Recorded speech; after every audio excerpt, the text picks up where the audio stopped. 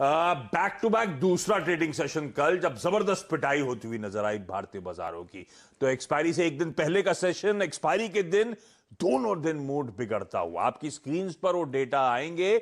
Wednesday को हमने देखा था करीब 265 अंक निफ्टी में दबाव, उसके ऊपर कल और 225 अंकों की कमजोरी देखने को मिली। वो डायरेक्टर साहब जरा वो डेटा डे वाइज वाला दिखाइएगा तो आपको दोनों दिन का डेटा समझ में आएगा। निफ्टी बैंक में प्रेशर था, तो निफ्टी बैंक कल लोअर लेवल से घूमा, अदरवाइज दिक्कत बढ़ती।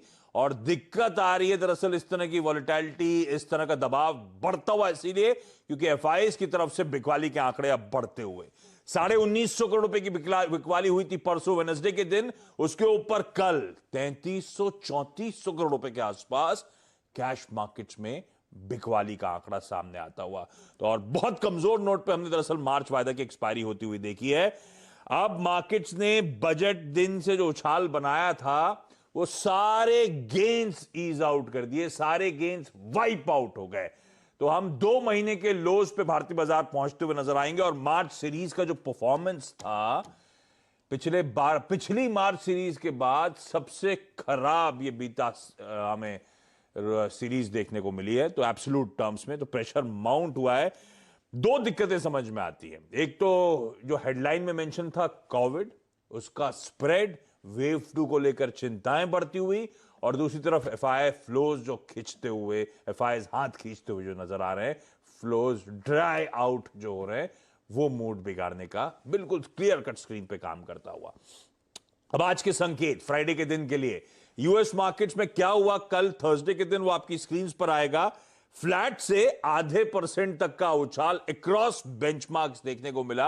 आधा 2/3% उछाल दरअसल डाउ में था, फ्लैट नैस्डैक में था। वो पॉकेट जो पिछले 1-2 दिन से आउट परफॉर्म कर रही थी, वहां पे फ्लैटिश ट्रेड हुआ, लेकिन जो अंडर परफॉर्म कर रहा था डाउ, उसने वापस थोड़ा बहुत आउट परफॉर्मेंस दिखाया। लेकिन कल की हाईलाइट दरअसल ये नहीं है। कल जबरदस्त टर्न अराउंड हुआ था यूएस मार्केट्स में। डाउ शुरुआत में कमजोर था, 300-350 पॉइंट दबाव था, और वहां से देखिए आप 200 पॉइंट ऊपर बंद होता हुआ।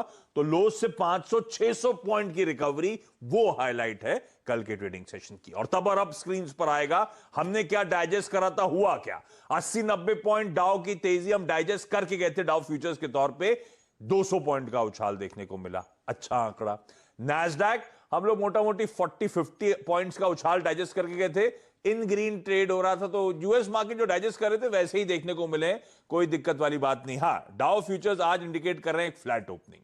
हमारे लिए इंपॉर्टेंट वेरिएबल्स यूएस बॉन्ड, वो यूएस की benchmark bond yield cool off हुई, वापस 1.62-1.63 के अराउंड होवर करती हुई।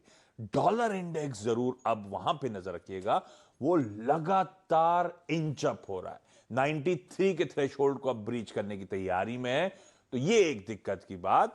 और कच्चा तेल, सोना आपकी स्क्रीन पर आ जाएगा। कच्चे तेल की तो दिक्कत खैर अलग ही है, वो जहाज कुछ घंटे से एक दिन से अब कहा जा रहा है 1-2 हफ्ते वो स्विस कैनाल पे जो जहाज फंसा हुआ है।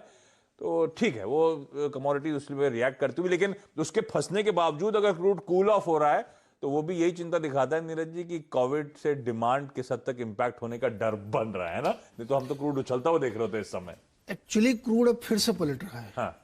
इस समय ब्रेंट, वो जैसी जहाज की खबर आती है थोड़ा हिला है, किलो $62 पे फिर पहुंच गया। कल 60 तक गिर गया था। तो वो अब वो हफ्तों तक फंसा रहेगा। $10 बिलियन डेली का ट्रेड वहां से क्रॉस होता है, और 185 वेसल्स पीछे लगी हुई है, ऐसी बड़ी।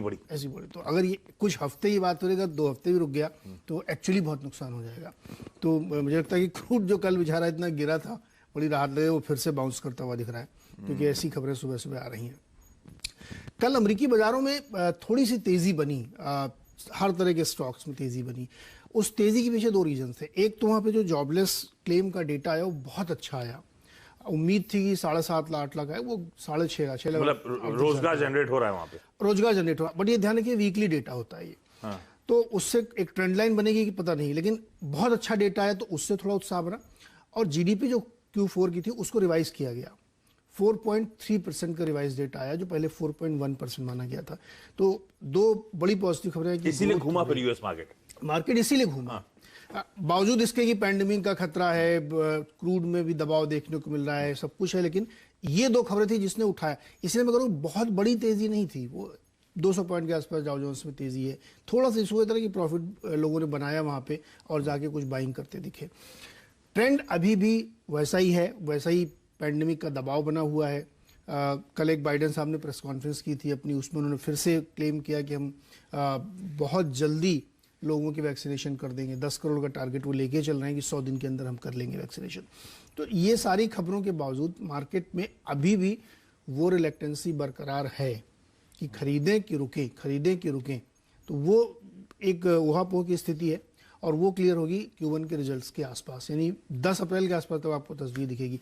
तब तक आपको ये कमजोरी हमको लगता है कि बनी रहेगी, क्योंकि क्रॉस द सेक्शन में कोई लोगों का बहुत बाइंग का मूड है नहीं। ऐसे बीच बीच में एक अच्छी खबरें आ जाती हैं तो तेजी। दूसरा तनाव भी है, देखिए खाड़ी देशों में तनाव है। इजराइल की एक शिप मार गिराई है। किसने? कहा जा रहा है कि ईरान की तरफ से। ईरान ने? हाँ। वो एक तनाव का कारण है। दूसरा भी आपने कुछ दिन पहले देखा कि जापान की भी के ऊपर एक टेस्ट फायर कर दिया था कोरिया ने। तो जापान वाला तो खैर उतना मुझे सीरियस नहीं लगता, लेकिन खाड़ी देशों में लगातार ये तनाव बना हुआ है। ईरान की तरफ से, सऊदी अरब की तरफ से, यमन में हौती की तरफ से पीस टॉक्स को फेल कर दिया उन्होंने। मुझे लगता है कि ये चीज़ें ब्रीफ कर रही जो कंसर्न मार्केट के अंदर क्रिएट करती है। तो इसलिए बहुत अच्छा मार्केट में नहीं कहूँगा। हाँ ठीक है, थोड़ा सा ऊपर की तरफ आया है तो आप देखने में ग्रीन है, अच्छा लग रहा है।